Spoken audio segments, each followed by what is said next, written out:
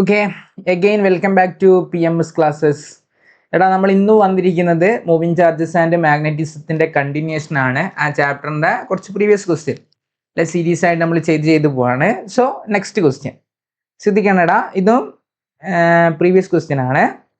ശ്രദ്ധിക്കുക, A uniform magnetic field of 3000 goes.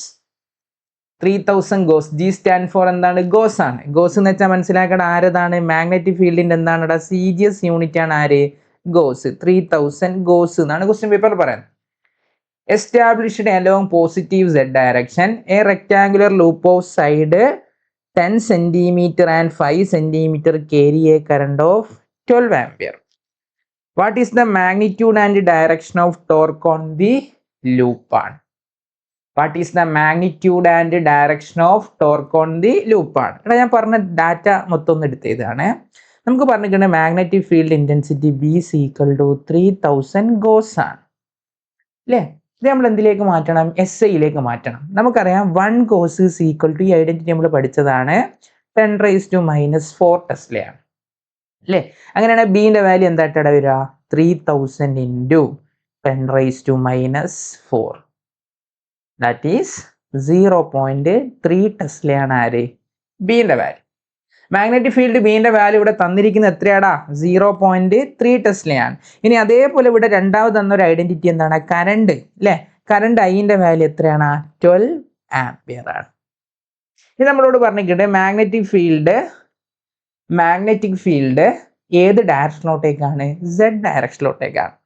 അപ്പൊ ശ്രദ്ധിക്കണേ, മാഗ്നറ്റിക് ഫീൽഡ് Z ഡയറക്ഷനിലോട്ടേക്കാണ്. അപ്പം XY പ്ലെയിന് വരച്ച് ഇത് X ഇത് Y ആണെങ്കിൽ Z പ്ലെയിന് നേരെ എങ്ങോട്ടേക്കായിരിക്കും? മുകളിലോട്ടേക്കായിരിക്കും അല്ലേ? XY, X എന്ന് Yയിലോട്ടേക്ക് തിരിച്ചാലാണ് Z-ന്റെ ഡയറക്ഷൻ കിട്ടുക. അപ്പം മേലോട്ടേക്കാണ് ആരെ കിട്ടുക? Z ആക്സിസ് കിട്ടുക. ഇനി താഴോട്ടേക്കാണ് ആരെ കിട്ടുക? -Z കിട്ടുക. അത് മാറിപ്പോറും. X-ഉം Y ഇങ്ങനെ എടുത്താൽ Z മുകളിലോട്ടേക്ക്, -Z താഴോട്ടേക്ക്. നമ്മളോട് പറയുന്നത് നമ്മളെ മാഗ്നറ്റിക് ഫീൽഡ് എങ്ങോട്ടേക്കാണ്? മുകളിലോട്ടേക്കാണ്. മാഗ്നറ്റിക് ഫീൽഡ് Z-ലോട്ടേക്കാണ്. ദാറ്റ് മീൻസ് എന്താ? മുകളിലോട്ടേക്കാണ്. ഇനി നമ്മളോട് എന്ത് പറയുന്നുണ്ട്? നമ്മളേതൊരു റെക്ടാങ്കുലർ ലൂപ്പ് ഉണ്ട്. റെക്ടാങ്കുലർ ലൂപ്പിന്റെ സൈഡ് എത്രയൊക്കെയാണ്? 10 സെന്റിമീറ്റർ ആൻഡ് 5 സെന്റിമീറ്റർ. എവിടെയാണുള്ളത്? A rectangular loop of side 10 centimetre and 5 centimetre carries a current of 12 ampere. What is the magnitude and the direction of torque on the loop ആണ് അല്ലേ? അപ്പൊ ഇതിന്റെ rectangular loop of side 10 centimetre and 5 centimetre carries a current of 12 ampere. What is the magnitude and direction of the torque on the loop ആണ്. എടാ, ഈ loop ഏത് ഡയറക്ഷനിലോട്ടേക്കാണ് വെച്ചെന്നുള്ള data ഇവിടെ എന്താണ്? ഹിഡൻ ആണ് അല്ലേ? ഇതിന്റെ ഏരിയ വെക്ടർ നമ്മൾ എടുക്കുമ്പോൾ ഈ ലൂപ്പ് ഏത് ആക്സിസിലാണ് വെച്ചത് അല്ലെങ്കിൽ ഏത് പ്ലെയിനിലാണ് വെച്ചതെന്ന ഒരു ഐഡിയ ഇവിടെ ഇല്ല. മാഗ്നറ്റിക് ഫീൽഡ് മാത്രമേ പറയുന്നുള്ളൂ. ഈ റെക്ടാങ്കുലർ ലൂപ്പ് ഏത് പ്ലെയിനിലാണോ? XY ആണോ, YZ ആണോ, ZX ആണോ എന്നൊന്നും ഇവിടെ പറയുന്നില്ല.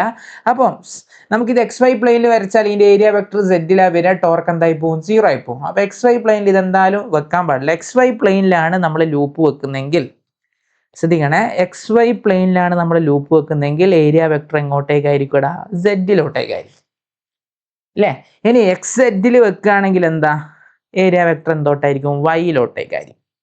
അപ്പൊ ഇവിടെ എങ്ങോട്ടേക്കാന്ന് പറയുന്നില്ല. അപ്പൊ ഞാൻ ഇപ്പൊ തൽക്കാലം XY പ്ലെയിനിൽ വെച്ചാൽ മാത്രം അവിടെ എന്തുണ്ടാവുള്ളൂ? ഏരിയ വെക്ടർ നമുക്ക് Z-ലേക്ക് കിട്ടുള്ളൂ.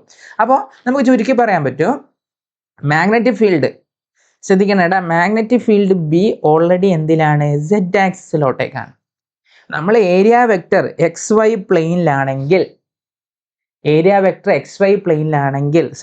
നമ്മുടെ ലൂപ്പ് XY പ്ലെയിനിലാണെങ്കിൽ ഏരിയ വെക്ടർ എങ്ങോട്ടേക്കായിരിക്കും? Z ആക്സിസിലോട്ടേക്കായിരിക്കും. ആ സമയത്ത് ടോർക്ക് എന്തായി പോവും? 0 ആയി പോകും. രണ്ടും സെയിം വന്നാൽ ടോസ് ഈക്വൽ ടു നമുക്കറിയാം NAB സൈൻ തീറ്റ, അല്ലെങ്കിൽ എന്താണ്? MB സൈൻ തീറ്റ എന്നറിയാം. അപ്പൊ മാഗ്നറ്റിക് മൊമെന്റിന്റെ ഡയറക്ഷൻ വെച്ചാൽ റെഡിക്ക് ആരുടെ ഡയറക്ഷനാണ്? ഏരിയ വെക്ടറിന്റെ ഡയറക്ഷനാണ്. അപ്പൊ ഇത് രണ്ടും സെയിം വന്നാൽ സൈൻ 0 0 ആവും, ടോർക്ക് എന്തായി പോകും? 0 അല്ലേ? ബാക്കി ഏത് പ്ലെയിനിൽ വന്നാലും ശ്രദ്ധിക്കണേ, XY അല്ലാത്ത XZ വന്നാലും YZ വന്നാലും ഈ രണ്ട് പ്ലെയിനിൽ വന്നാൽ നമുക്ക് അവിടെ എന്താവും? ടോർക്ക് കിട്ടും. ആ ടോർക്കിന്റെ ഇക്വേഷൻ ആണ് എന്ത് വരിക? Tau's equal to MB sin 90 വരും അല്ലേ? ഇവിടെ പറയാത്തോണ്ട് ഞാൻ സ്പെസിഫൈ ചെയ്ത് പറയുകയാണ്, നമ്മൾ ഏരിയ വെക്ടർ എക്സ് വൈ പ്ലെയിനിലാണെങ്കിൽ നമുക്ക് ഇവിടെ ടോർക്ക് 0 ആയിപ്പോഴും. ഇനി ഏരിയ വെക്ടർ എക്സ് സെറ്റിലോ വൈ സെറ്റിലോ ആണെങ്കിൽ നമുക്ക് ടോർക്ക് ഉണ്ടാവും. ആ ടോർക്കിന്റെ ഇക്വേഷൻ എന്താ വരിക? എം ബി സൈൻ തീറ്റയാണ്. കാരണം നമ്മളെ ലൂപ്പ് എക്സ് സെറ്റ് പ്ലെയിനിലാണെങ്കിൽ ഏരിയ വെക്ടർ വൈ ആക്സിലാണ് വരിക, വൈ സെറ്റ് പ്ലെയിനിലാണെങ്കിൽ ഏരിയ വെക്ടർ എന്താ? എക്സ് ആക്സിലാണ് വരിക. ഓൾറെഡി നമ്മളെ മാഗ്നറ്റിക് ഫീൽഡ് എന്തില്ല? സെറ്റില്ല. അപ്പോൾ ഇവർ രണ്ടാലും എന്താ? പെർപെൻഡിക്കുലർ. പെർപെൻഡിക്കുലർ ആണെങ്കിൽ സൈൻ തീറ്റ 90 ആണ്. ഇവിടെ സൈൻ തീറ്റ എന്തായിട്ട് മാറും? സൈൻ 90 ആയിട്ട് മാറും. നമുക്ക് അവിടെ ആരുണ്ടാവും? വാല്യൂ ഉണ്ടാവും. ഓക്കെ, അപ്പോൾ ഇവിടെ എനിക്ക് ഉറപ്പിച്ച് പറയാൻ പറ്റൂല. അതുകൊണ്ട് tau's equal to M B sine 90 എഴുതി, എമ്മിനെ മാറ്റി എഴുതി ഐ ഇൻറ്റു എ. ഇവിടെ എന്ത് എഴുതി? ബി എന്ന് കൊടുത്തു. ഇനി വാല്യൂ ഇട്ട് കൊടുക്കുക. വാല്യൂ ഇട്ട് കൊടുക്കുമ്പോൾ എന്താ? ഐൻ്റെ വാല്യൂ എത്രയാ? ഐൻ്റെ വാല്യൂ 12. എൻ്റെ വാല്യൂ നോക്കണേ. എൻ്റെ വാല്യൂ എന്തൊക്കെയുണ്ട്? 10 സെൻറ്റിമീറ്റർ 5 സെൻറ്റിമീറ്റർ. അപ്പോൾ 10 ഇൻറ്റു 5 അല്ലേ? 10 ഇൻറ്റു 5 എന്ന് പറയുമ്പോൾ 50 ആണ്. 2 സെൻറ്റിമീറ്റർ സ്ക്വയറിന് അവരെ സെൻറ്റിമീറ്റർ സ്ക്വയർ എന്ന് വെച്ചാൽ 10⁻⁻⁴ അല്ലേ? പിന്നെ ഓൾറെഡി നമ്മളെ കയ്യിൽ എന്തുണ്ട്? 0.3 എന്നുള്ള വാല്യൂ ഉണ്ട്, ബിൻ്റെ വാല്യൂ അല്ലേ? ഇത് മൊത്തം സബ്സ്റ്റിറ്റ്യൂട്ട് ചെയ്താൽ നമുക്ക് എന്ത് കിട്ടും? അവിടുത്തെ ടോർക്കിൻ്റെ വാല്യൂ. ഓക്കെ, ഈ ക്വസ്റ്റ്യൻ്റെ ഫസ്റ്റ് ഭാഗം ക്രോപ്പായി പോയി നമുക്ക് പറയാൻ പറ്റില്ല. അതുകൊണ്ടാണ് ഏത് ഡയറക്ഷനിലോട്ടേക്കാണ് ലൂപ്പ് വെച്ചതെന്ന് ഇവിടെ എന്താണ്? ഹിഡൻ ഫാക്ടറാണ്. അതുകൊണ്ടാണ് ഇത് ഇങ്ങനെ ഈ രീതിയിൽ പറഞ്ഞത്. ഓക്കെ, അപ്പോൾ മനസ്സിലായി എന്ന് പ്രതീക്ഷിക്കുകയാണ്. അപ്പോൾ നമ്മൾ എന്താക്കാണ്? നെക്സ്റ്റ് ക്വസ്റ്റ്യനിലേക്ക് മൂവ് ചെയ്യാണ്. So next question, how will the magnetic field at the center of a coil changes if current doubles and radius of the coil is halved? അല്ലേ?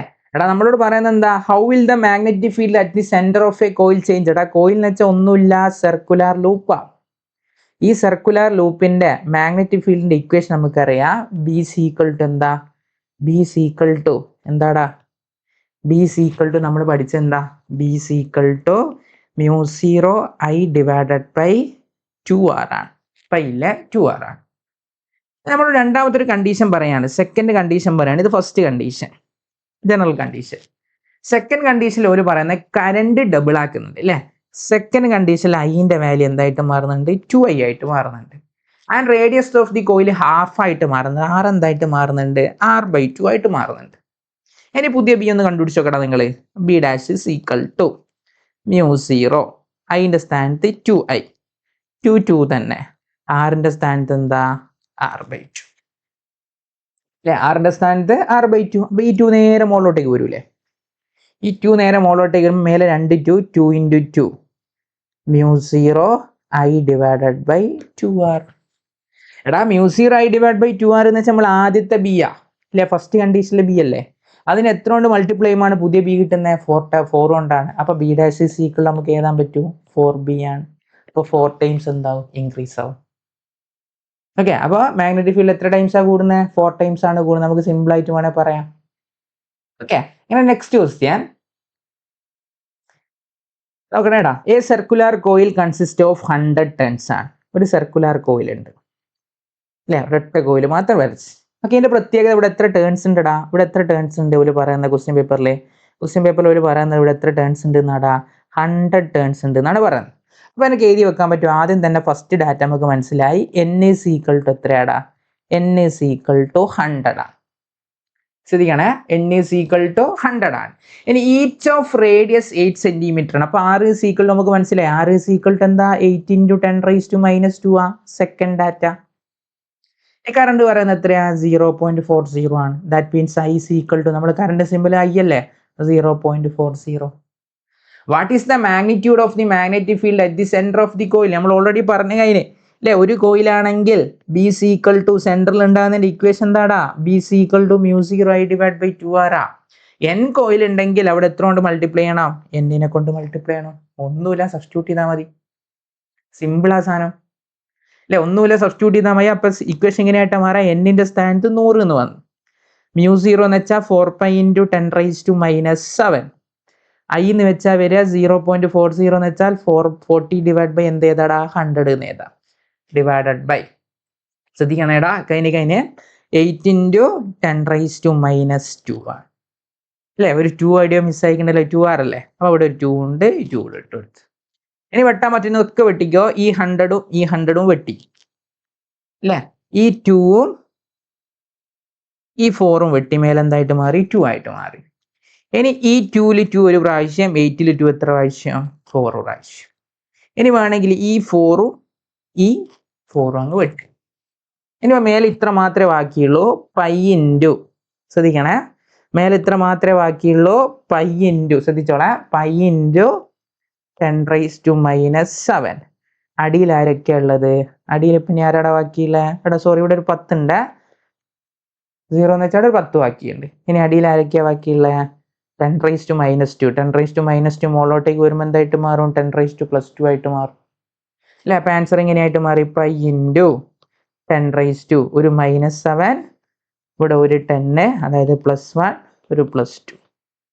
ആൻസർ കിട്ടുക പൈ ഇൻറ്റു 10⁻⁻4 ആണ് യൂണിറ്റ് ടെസ്റ്റ്.